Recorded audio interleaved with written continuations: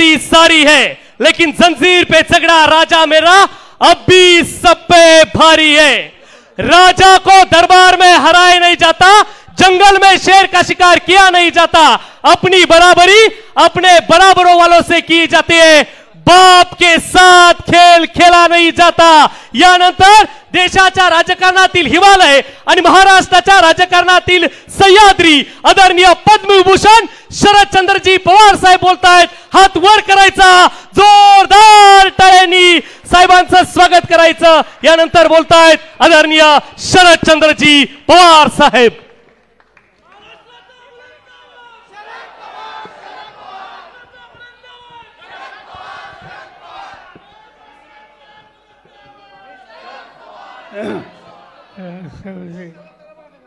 राष्ट्रवादी काँग्रेस पक्षाचे शहराचे अध्यक्ष प्रशांत पाटील जगताप, व्यासपीठावर उपस्थित असलेले जिल्ह्याचे आमदार बापूसाहेब पठारे, राष्ट्रीय महासचिव जयराव गायकवाड, कविता ढिंगरे, अशोक पवार, अंकुश काकडे, रवींद्र मानोरकर, प्रकाश मोस्के, मंजित कांबळे, महिला आघाडीच्या प्रमुख स्वातीताई भोकळे, युवकांचे अध्यक्ष, युवसेनेचे अध्यक्ष, विद्यार्थी, अल्पसंख्याक या सगळ्या संघटनांचे प्रमुख आणि उपस्थित बंधू भगिनींनो, मला सांगण्यात आलं की आज कार्यकारिणीची बैठक आहे।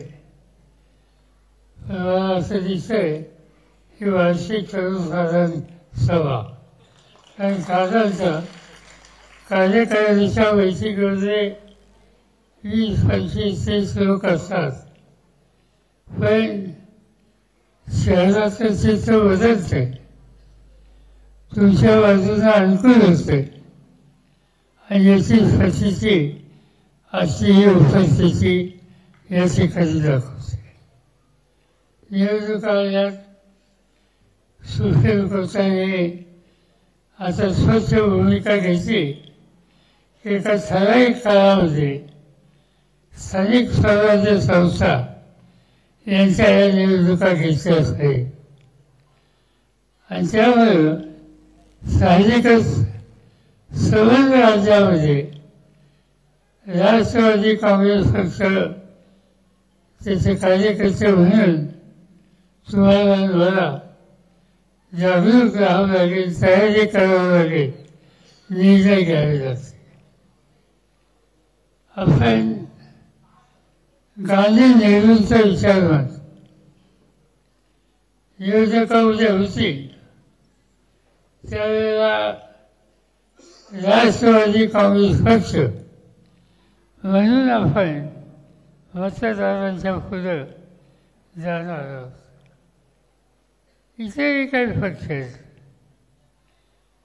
काही पक्ष देश पातळीवर आम्हाला सहकार्य करतात, काही पक्ष राज्यामध्ये सहकार्य करतात, काही पक्ष स्वतंत्रपणानं निवडणूक लढवायचा विचार करतात आणि यासंबंधीचा निकाल पक्षाचे अध्यक्ष आणि त्यांचे सहकारी हे लवकरच घेतील आणि अन्य मित्र पक्ष यांच्याशी सुसंवाद साधून त्यांच्यासमोर जायचं का नाही, गेलोचा कार्यक्रम काय, किती जागा मिळतील, कोणत्या त्या असतील, या सगळ्याचा निर्णय आपले अध्यक्ष आणि त्यांचे सहकारी हे तुम्हा लोकांच्या विश्वासानं निर्णय घेतील आणि त्यांनी आपण निवडणुकीला सामोरं जाऊया। आपण काँग्रेसच्या नावाने जातो, राष्ट्रवादी काँग्रेस. पण राष्ट्रवादी काँग्रेस याच्यामागं विचारधारा आहे. आणि मी सुरुवातीला सांगितलं ती विचारधारा गांधी, नेहरू, आझाद यांची विचारधारा आहे. ही विचारधारा मजबूत करायची आणि विशेषतः पुणे शहरामध्ये आपण इथं एकत्रित आहोत. माझ्या मते पुणे शहराच्या काँग्रेस विचाराच्या लोकांची जबाबदारी ही अधिक आहे. आणि त्याचं कारण कदाचित तुम्हाला माहीत असेल किंवा नसेल, 1885 साली काँग्रेस पक्ष स्थापन झाला. त्याचा निर्णय पुण्यामध्ये झाला. काँग्रेस पक्षाची स्थापना जन्म हा पुण्यात झाला. बैठक बोलवली होती. पण दुर्दैवानं बैठक ज्या दिवशी बोलवली होती त्याच्या आधी 3 दिवस पुण्यामध्ये फेकची साथ आली.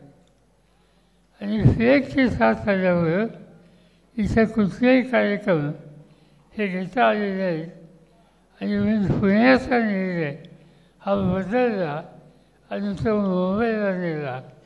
आज ज्याला ऑगस्ट क्रांती मैदान हे जे ठिकाण आहे तिथं काँग्रेस नेली आणि तिथून काँग्रेस ही जाहीर केली गेली. पण त्याचं मूळ हे पुण्याचं होतं. आणि पुण्याचं असेल तर पुणेकर म्हणून तुमची माझी जबाबदारी ही अधिक आहे. आजचं पुणं आणि 85 सालचं पुणं याच्यात जमीन आसमानाचा फरक आहे. आज पुणे शहर बदललेलं आहे. तुम्ही सगळेजण पुण्यामध्ये राहता. आज रस्त्याने जाणं अवघड आहे. दळणवळणाची साधनं वाढली. देशामध्ये सगळ्यात जास्त 2 व्हीलर्स या संबंधीची नोंद ही पुण्याची आहे. अनेक गोष्टी आहेत. आज जुनं पुणे राहिलेलं आहे. एक काळ असा होता छोटी छोटी घरं. आज लोक सांगतात इथं 30 मजल्याची इमारत, इथं 40 मजल्याची इमारत. आणि यामध्ये आज पुण्याचा चेहरा बदलला आहे. पण या सगळ्या बदलता चेहरा त्याच्या गरजाही काय आहेत. उदाहरणार्थ 40 मजली इमारत बांधली की ज्या जागेवर 5 लोक राहणार होते आज त्या ठिकाणी 300-400 लोक हे राहायला येतात. मग प्रश्न येतो पाण्याची सोय आहे का, रस्त्याची सोय आहे का, पुरेसा वीज आहे का, आरोग्याच्या सुविधा आहेत का, कायदा आणि सुव्यवस्था याची व्यवस्था आहे का. प्रचंड नागरिक प्रश्न आज पुण्यासारख्या शहरात आणि आजूबाजूला आपल्याला बघायला मिळतात.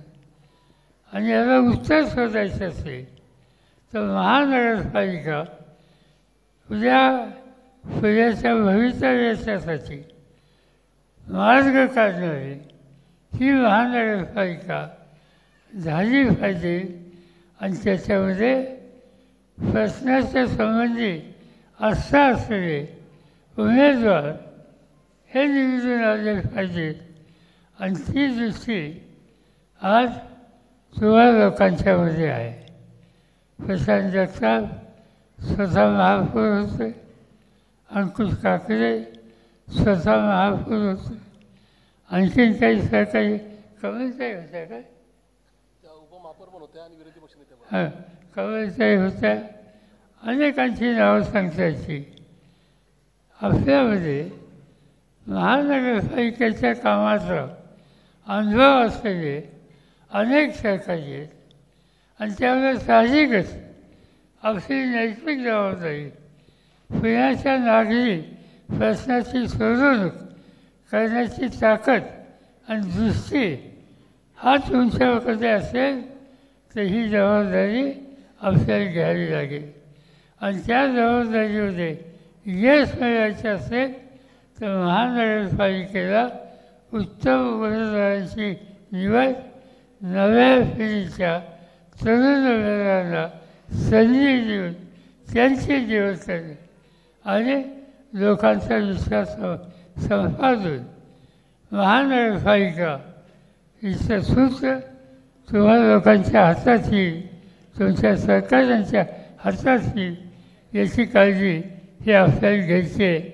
माझी खात्री आहे की लोकांनी एकदा साथ दिली की आपण पूर्ण ताकदीनं पुण्याचे नागरी प्रश्न जे आहेत त्याच्या सोडवणुकीसाठी जे जे करावं लागेल ते आपण करू आणि त्या दृष्टीनं आजची ही बैठक एक विचार घेऊन जायचं आहे, निर्धार करून जायचं आहे की उद्याची महानगरपालिका नागरी प्रश्नाची सोडवणूक असण्याची कुवत ज्या राष्ट्रवादी काँग्रेसमध्ये त्यांच्याच हातात आली पाहिजे आणि त्या दृष्टीनं आम्ही सगळे प्रयत्नांची पराकाष्ठा करू हाच निकाल घेऊन सुविधा गेलं पाहिजे.